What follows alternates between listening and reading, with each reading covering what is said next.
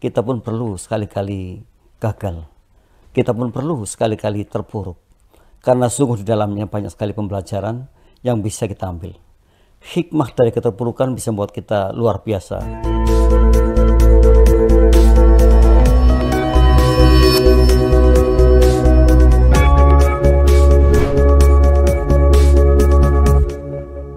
Bismillahirrahmanirrahim. Assalamualaikum warahmatullahi wabarakatuh. Bismillah, alhamdulillah, wassalatu wassalamu ala rasulillah, la hawla wa la quwwata illa billah, rabbi shrah li sadri wa yassir li amri, wahlul uqdatam min lisani yafqahu qawli, amma ba'du. Puji syukur kehadirat Allah Subhanahu wa taala atas berkah limpahan rahmatnya, alhamdulillah, pada siang hari ini, tepatnya hari Selasa, bulan 4, tanggal 29, 2025. QLM, Quality Life Management, mengudara bersama mitra. QLM sekarang ini on bersama mitra yang sedang menyaksikan atau mendengarkan melalui FM 107.7 atau TV channel Jakarta Islamic Center. Alhamdulillah, hari ini silaturahim kita QLM sudah yang ke 221. Dan tema yang kami angkat adalah jangan takut kalah, teruslah melangkah. Jangan takut gagal, teruslah melangkah. Yang sedianya insya Allah bersama SMK Fajar Indah, Pak Handi Sulistyo. Namun karena satu hal beliau tidak bisa hadir, sehingga akhirnya saya harus melanjutkan sendiri. Mitra yang dimuliakan Allah, bagaimana cara kita bisa melangkah ketika kita terpuruk, atau ketika kita hari ini belum maksimal apa yang kita inginkan, atau orang lain mengatakan kita gagal? Maka kemudian bahasannya adalah bangkit dari keterpurukan. Bagaimana kita bisa bangkit dari keterpurukan? Semua kita tahu, semua kita mengerti, paham bahwa mungkin tak seorang pun ingin terpuruk. Mungkin tak seorang pun ingin gagal dalam sebuah usaha. Namun terkadang ketika kita berpikir bijak, kita pun perlu sekali-kali gagal. Kita pun perlu sekali-kali terpuruk. Karena sungguh di dalamnya banyak sekali pembelajaran yang bisa kita ambil. Hikmah dari keterpurukan bisa membuat kita luar biasa setelahnya. Dan bahkan kalau digambarkan seperti ketapel, semakin ke belakang kita tarik, maka melesat ke depannya akan semakin cepat. Dan lemparan batunya pun akan semakin jauh. Nah, inilah kenapa kita kadang-kadang perlu yang namanya keterpurukan atau kegagalan.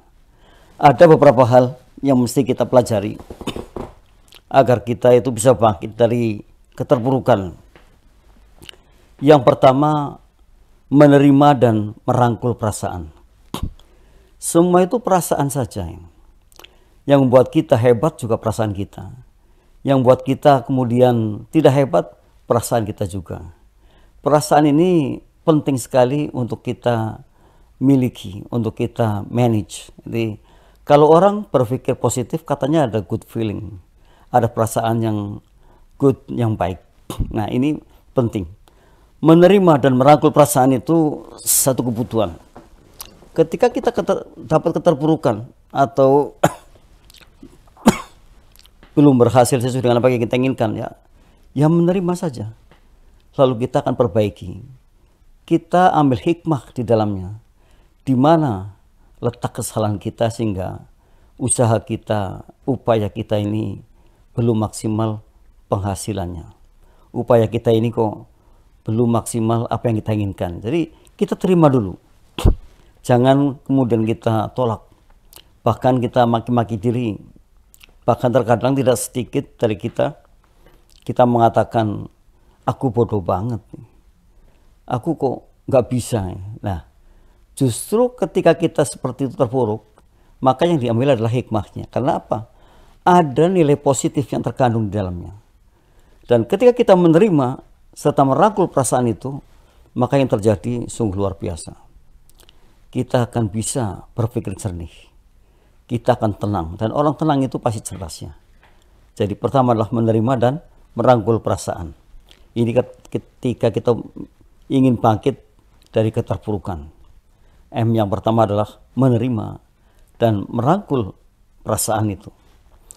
Artinya tidak menggebu-gebu ke negatifnya, tapi menggebu-gebunya ke hikmah yang kita ambil atau nilai positif dari keterpurukan itu. Pasti ada di dalamnya. Yang kedua, menetapkan tujuan yang jelas. Ketika kita terpuruk atau mungkin belum berhasil dengan apa yang kita inginkan, kita mesti menetapkan tujuan yang jelas. Tetapkan saja tujuannya apa, lalu berapa lama, kemudian apa yang akan kita gaet di sana, atau apa yang kita gapai di sana. Jadi ini hal penting. Setelah menetapkan tujuan, lalu kita memberikan waktunya, lalu kita melihat kira-kira apa sih yang akan kita gapai ini gitu. Ya, kalau umpamanya satu contoh saja, saya sekarang sedang menjalankan satu usaha ini. Usaha ini kira-kira 2 tahun ke depan harus begini. Lalu saya harus bisa mendapatkan ini. Nah, ini adalah salah satunya, menetapkan tujuan, kemudian memberi waktunya, dan juga sudah bisa mengimajinasikan hasilnya. Dan itu bisa, sangat bisa sekali. Permasalahan yang paling pelik dihadapi adalah ketika kita yang ada adalah mengecas diri kita yang negatifnya, bukan yang positifnya. Mestinya yang positifnya, karena kita bisa, kita mampu, dan kita ini betul-betul bisa menakar hasil yang kita dapatkan. Maka ada istilah, kalau dulu itu katanya mendapatkan rezeki itu mistis. Kalau sekarang sangat sistematis, bukan mistis lagi. Karena apa? Tadi bisa direkayasa. Bahkan ada satu ilmu yang luar biasa sekarang ini ya, yang namanya intelligent artificial. Itu bisa merubah segala-galanya, dan bahkan bisa menakar apa yang kita kerjakan dan hasilnya seperti ini. Ya, saat ini sudah bisa seperti itu. Jadi ada prediksi-prediksi yang hampir benar, prediksi-prediksi yang mungkin saja bisa akan kita dapatkan sesuai dengan apa yang diprediksikan. Ini saat ini. Jadi nggak usah khawatir lagi dengan hal-hal yang mungkin menakutkan. Karena apa? Karena kita sudah bisa menakar, kita sudah bisa mendapatkan kira-kira yang ingin kita dapatkan adalah seperti ini. Wah, sungguh luar biasa. Jadi kalau kita terpuruk, supaya bangkit lagi adalah menetapkan tujuan yang jelas. Jadi ingat, menetapkan tujuan yang jelas. Jadi kalau orang punya tujuan itu pasti menggapainya pun tidak akan kesulitan, karena punya tujuan. Ya, kalau tujuannya akan ke sana, ya pasti ke sana, sampai di sana. Dan kapan sampai di sananya? Tadi kan memberikan waktunya. Jadi mitra, kita tidak usah lagi disibukkan oleh hal-hal yang sifatnya mistis. Karena saat ini adalah betul-betul semua sistematis, semua otomatis gitu ya. Jadi katanya sih gini, hanya orang-orang yang tidak waras saja yang ingin mendapatkan banyak tetapi dengan kerja seadanya. Ini salah satunya, karena sistematis. Kerja keras kita pasti akan mendapatkan hal yang banyak pula. Itu. Jadi tidak lagi mengatakan ya, dengan leha-leha, dengan santai-santai, kemudian kita akan mendapatkan banyak. Jadi tidak ada lagi seperti itu. Karena apa? Kita sudah tahu bahwa itu sistematis. Ketika kita kerja keras, kita memberikan satu tujuan yang baik, dan kemudian ingin menggapainya, ya bisa tercapai dengan apa yang kita kerjakan saat ini. Jadi katanya sih bagusnya gini, proses itu tidak mengkhianati hasil. Waduh, luar biasa. Prosesnya itu pasti akan menghasilkan seperti ini. Ini diantaranya. Yang ketiga adalah supaya kita bisa bangkit lah dari keterpurukan kita. Mencari dukungannya. Mencari dukungan itu artinya gimana? Ya kita bergaul dengan orang-orang yang mendukung kita. Kita bergaul atau kita mencari orang-orang yang memang akan dijadikan mentor kita, atau bahkan mungkin saat ini ketika kita terpuruk ya, advisor kita, guru kita, mentor kita tadi saya katakan, atau hal-hal yang mungkin kaitannya dengan apa yang kita usahakan saat ini yang belum berhasil. Maka ketika kita kemudian belajar bareng, kemudian kita mendapatkan satu ilmu baru dari mereka itu, ya insya Allah kita akan mendapatkan hasil pula yang bisa jadi di luar dugaan kita. Nah, ini hebatnya. Mencari dukungan itu penting, atau mencari mentor itu penting. Mencari advisor juga penting.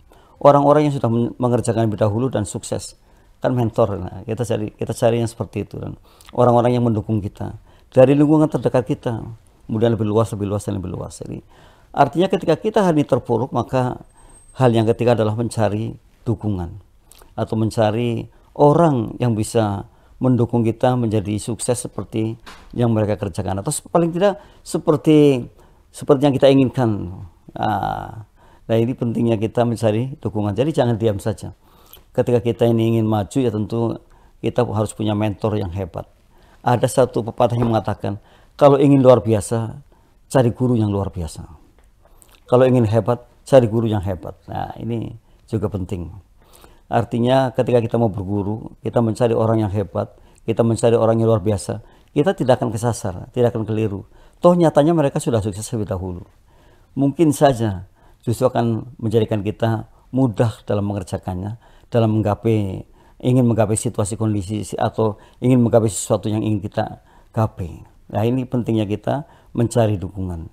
Jadi kalau begitu, mitra, jangan kemudian kalau kita terpuruk, kita diam saja. Atau bahkan terkadang kita ini kok malah ngomel-ngomel ya, malah nggak jelas, marah-marah pada orang lain. Nah, gara-gara. Saat ini bukan masanya lagi seperti itu. Karena apapun yang terjadi adalah kita pelakunya, kita aktornya. Kitalah orang yang paling pertama yang betul-betul menjadikan diri kita aktornya tadi atau pelakunya. Jadi mestinya tidak ada lagi mengatakan gara-gara A, gara-gara B, gara-gara depan saya atau samping saya, nggak ada. Yang ada adalah gara-gara saya. Nah, di sini sadarnya kita, sehingga kita apa? Tidak malu-malu mencari dukungan. Kita tidak lagi menjadi orang yang orang mengatakan gengsi gitu, mencari dukungan. Tetapi justru dukungan itu penting untuk kita agar kita bisa lebih maksimal lagi ke depan dan lebih mungkin saja ya menghasilkan seperti yang kita inginkan ke depan. Yang keempat, nah kita lihat yang keempat nih. Supaya bangkit dari keterpurukan adalah memiliki kepercayaan diri. Nah, ini penting sekali. Memiliki kepercayaan diri. Terkadang kita ini kan nggak percaya diri, atau bahkan pedenya hilang. Atau bahkan orang mengatakan kita kok malah terbelakang karena nggak ada pede, nggak ada percaya diri, nggak ada sama sekali kekuatan diri yang bisa menunjang kesuksesan yang akan digait oleh kita atau yang akan diraih oleh kita. Maka dari itu milikilah kepercayaan diri. Ya sekalipun ada istilah suka, jangan terlalu percaya diri yang tinggi gitu. Tetapi boleh-boleh saja, asalkan betul-betul untuk mendukung atau mensupport upaya kita atau hasil yang maksimal terhadap usaha kita, boleh. Nah, memiliki kepercayaan diri ini biasanya erat kaitannya dengan kejiwaan, dengan mental kita, bahkan dengan perilaku kita. Ketika orang mengatakan saya percaya dengan ini saya berhasil, itu sangat keras sekali usahanya dan bahkan sangat semangat sekali. Lelah itu mungkin diabaikan, lelah itu mungkin dianulir. Yang ada justru kita kejar terus. Karena apa? Karena saya yakin bahwa ini akan berhasil. Nah, kalau kita sudah seperti itu, yakinlah bahwa ke depan yang ada keberhasilan untuk kita. Jadi jangan kemudian seperti saya katakan, malah ke belakang, malah mundur, malah mengatakan saya nggak mampu, saya nggak bisa, saya pasti terpuruk. Ya, kalau itu yang dikatakan, pasti terjadinya seperti itu. Namun ketika kita yakin dengan apa yang kita inginkan, kita berhasil dengan apa yang kita inginkan, ya hasilnya betul-betul akan berhasil. Ini memiliki kepercayaan diri. Jadi kalau kita terpuruk ternyata supaya bisa bangkit, milikilah kepercayaan diri atau self awareness system, self belief. Jadi orang yang memiliki kepercayaan diri itu nilainya powerful banget, tinggi sekali. Ya, artinya kalau orang mengatakan itu nggak kuat diangkat, tapi karena percaya diri tinggi bisa diangkat. Inilah kehebatan manusia, kehebatan kapasitas otak manusia juga. Jadi memang betul harus dilatih, harus betul-betul menjadikan diri kita orang yang memang memiliki kepercayaan diri yang tinggi. Nah, kita bangkit dari keterpurukan salah satunya adalah mesti memiliki kepercayaan diri. Jadi tidak lagi menyia-nyiakan diri atau tidak lagi memaki-maki diri. Yang ada justru mengangkat diri kita dan pada akhirnya kita akan duduk di posisi yang kita inginkan. Wow, itu adalah memiliki kepercayaan diri. Yang kelima kita lihat lagi. Nah, agar kita bisa bangkit dari keterpurukan kita, itu, nah ini tadi udah kami singgung ya. Yang kelima itu mengambil hikmah dari gagal. Betapa pahitnya orang gagal, betapa pahitnya orang keterpuruk. Namun ada manisnya ketika kita mau mengambil hikmah dari kegagalan itu atau keterpurukan itu. Jadi sekali-kali memang diperlukan yang namanya gagal atau keterpurukan. Kemudian kita mampu mengambil hikmah dari kegagalan tersebut. Orang yang bijak selalu akan berpikir bahwa kenapa saya hari ini gagal? Berarti ada perbaikan-perbaikan yang mesti dilakukan.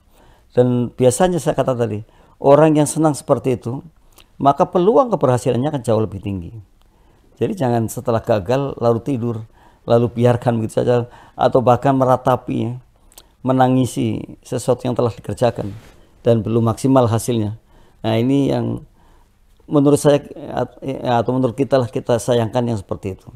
Karena nyatanya kita mestinya orientasinya dan mestinya gagasannya adalah mengambil hikmah dari kegagalan yang terjadi pada diri kita. Jadi setiap terjadi kegagalan kemudian ada hikmah di balik itu. Ada hikmah yang bisa kita ambil yang kemudian akan menjadikan kita orang yang sukses ke depannya. Ini pentingnya kita sabar, pentingnya kita sadar, pentingnya kita berpikir legowo. Sehingga apa? Kita bisa mengambil hikmah dari kegagalan yang kita miliki atau yang hinggap pada kita.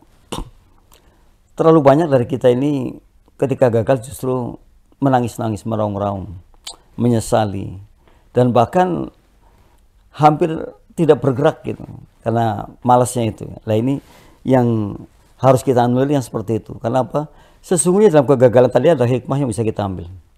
Dalam keterpurukan itu ada hikmah positif yang bisa kita ambil. Dan hebatnya ketika kita bisa mengambil berarti kita udah menang satu angka. Kita udah bersiap untuk maju lebih maksimal lagi ke depan. Nah ini mitra. Jadi bangkit dari keterpurukan salah satunya adalah mengambil hikmah dari keterpurukan yang kita miliki atau dari keterpurukan yang datang pada kita. Wah, ini luar biasa sekali. Kita bukanlah tipe orang-orang yang cengeng, tipe orang-orang yang cepat putus asa, namun sebaliknya kita itu gagah, kuat dan tegar serta masih berpikir jernih untuk meraih sesuatu yang kita inginkan yang hari ini belum betul-betul kita ambil hasilnya atau belum mendapatkan seperti apa yang kita inginkan. Maka ke depan harus kita dapatkan dan ke depan harus bisa mengambil hikmah, mengambil sesuatu yang memang betul-betul hari ini kita inginkan. Toh ada hikmah mengatakan masa depan saya tidak sama dengan masa kini saya. Jadi, kalau masa kini ya seperti ini, masa depannya lebih dari seperti ini. Masa depannya lagi lebih future-nya itu lebih good future lagi. Nah itu namanya masa depan yang berkembang, tidak statis, bahkan tidak keterbelakang. Nah ini pentingnya kita mengambil hikmah dari gagal atau mengambil hikmah dari keterpurukan. Yang keenam, melakukan perubahan positif. Nah ini juga ternyata ketika kita ingin bangkit dari keterpurukan, segera melakukan perubahan. Dan perubahannya itu tentu yang positif bukan negatif. Banyak dari kita nggak salah.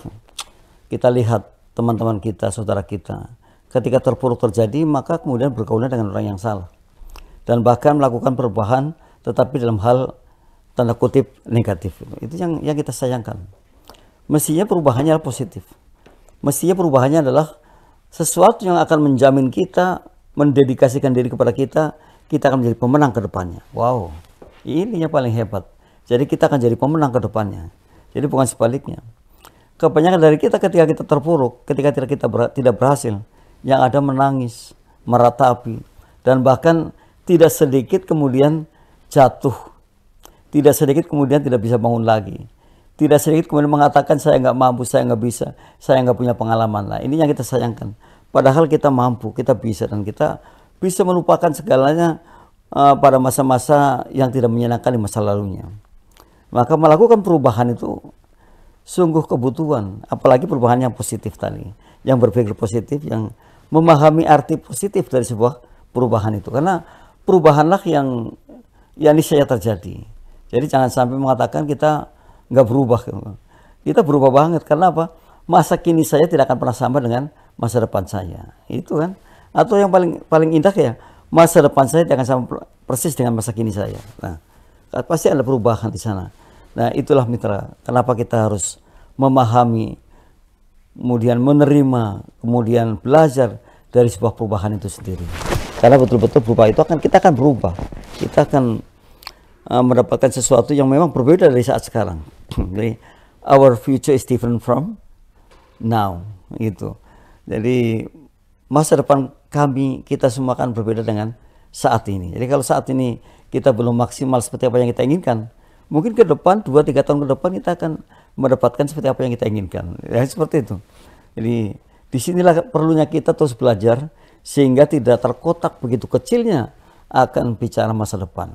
Karena luas sekali, jadi tidak tak terhingga. Sehingga kita lihat di orang-orang yang bikin konten kreator itu, wah luar biasa.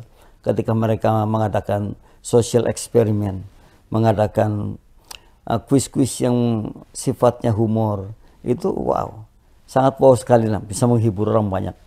Sehingga mereka target untuk mendapatkan followers banyak itu tercapai banget. Nah ini salah satunya. Nah, saat inilah saat yang betul-betul gampang untuk bisa menjual sesuatu dari medsosnya atau media sosialnya. Di antaranya adalah tadi menjadi content creator atau menjadi, saya memang banyak juga menuliskan menjadi motivator atau short atau singkatnya. Jadi motivasi singkat ya bisa didengarkan, dilihat dari TikTok atau dari YouTube. Motivasi singkat dan insya Allah manfaat seperti itu. Nah, hari ini hari yang paling tepat untuk Anda untuk bisa memulai bermedsos atau berpromosi dengan medsos ya. Sungguh hebat banget. Nah, yang ke-7 ya, mendekatkan diri padanya. Nah ini juga satu hikmah yang hebat. Kalau orang senantiasa bermunajat pada Allahnya, berpasrah pada Allahnya, juga terjadi ketenangan jiwa. Dan bahkan nilainya itu wow, nggak sebanding dengan apa yang kita dapatkan ketika kita berpasrah diri. Sangat sungguh luar biasa sekali kalau kita berpasrah diri. Kalau kita mendekatkan diri padanya, maka segalanya seperti mudah. Pertolongannya itu seperti mudah kita gapai. Nah ini pentingnya kita menjadi orang yang dekat dengan Allahnya. Sekalipun banyak dari kita ini yang justru ketika terjadi begini sangat jauh sekali. Bahkan tidak lagi berpikir sholat kita atau amal kita atau hablum minanas dengan baik ya, atau hablum minallah dengan baik.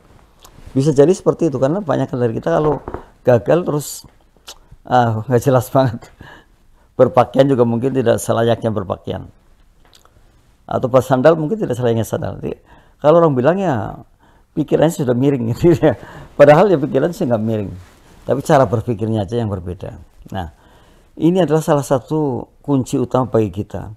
Ketika kita mendekatkan diri pada Allahnya, artinya kita ingin tenang, kita ingin slow dalam hidup kita, kita ingin terus dilindungi dan kita ingin menjadi orang yang manfaat bagi orang banyak. Nah, ini pentingnya kan itu. Karena satu-satunya akan dibawa mati kita kan ilmu yang manfaat dan diantaranya adalah amal jariah kita. Kalau kita banyak duit kan kita bisa jariah. Dan doa anak soleh ya, itu juga tidak kalah pentingnya ketika kita meninggal. Seperti itulah yang dibawa. Dan kali ini kita paham bahwa kali ini kita harus melaksanakan itu sehingga setelah mati kita insya Allah nanti ya sesuai doa kawan-kawan ya husnul khotimah gitu. Sesuai dengan kawan-kawan bahwa jauh dari hukuman akhirat. Walaupun sebenarnya banyak sekali yang datang ke studio yang belajar di hari Selasa ya. Saya lihat tadi ada beberapa bapak ibu yang ingin putra-putrinya belajar. Ada yang belajar bahasa Inggris atau belajar motivasi tentang kehidupan. Nah, ini maka mendekatkan diri ini adalah satu kunci di mana kita menjadi orang yang betul-betul taat beragama. Kalau orang yang nggak taat beragama kan semau-mau. Tapi kalau orang yang bertaat agama, ya oke lah. dia akan betul-betul mendekatkan diri. Mitra, ini 30 menit kita siaran karena saya mohon doanya dalam keadaan kurang sehat hari ini. Jadi batuk pilek ya, sehingga saya pangkas pertemunya dengan mitra 30 menit. Insya Allah ke depan tetap 1 jam. Atas perhatiannya kami ucapkan terima kasih, kami aturkan terima kasih. Dan teruslah kita memberikan semangat pada diri kita, karena sesungguhnya memberikan semangat itu sama dengan memacu diri untuk menjadi luar biasa. Memacu diri untuk memiliki yang namanya inner energy. Nah, inner energy itu gimana sih? Inner energy adalah energi dari dalam yang kekuatannya sungguh luar biasa. Karena kalau kita bicara mengenai bawah sadar, itu kita betul-betul menjadi orang yang kekuatannya di luar dugaan kita. Saya pernah melihat seorang nenek yang kalau dalam sadar atau posisi otak kita bergerak pada beta, mungkin ngangkat 10 kilo, 15 kilo nggak kuat. Tetapi ketika ia menggunakan bawah sadarnya, sangat enteng sekali. Nah, ini diantaranya. Jadi kita ini punya kekuatan dahsyat yang terkadang tidak digunakan secara maksimal. Terkadang kita biarkan saja, kita tidurkan saja, padahal kita hebat banget. Oleh karena itu, orang Eropa mengatakan, we are what we think. Kita ini apa yang kita pikirkan, karena memang mampu, kita bisa. Jadi luar biasa. Jadi jangan pernah mengecilkan diri. Jangan pernah memberikan record atau reward pada dirinya atas apa yang kita miliki. Dan mengatakan aku nggak bisa itu jangan. Mengatakan aku nggak biasa juga jangan. Aku nggak punya pengalaman juga jangan. Karena apa? Tanpa pengalaman pun kita bisa sesungguhnya. Dan sekali gerak biasanya juga luar biasa.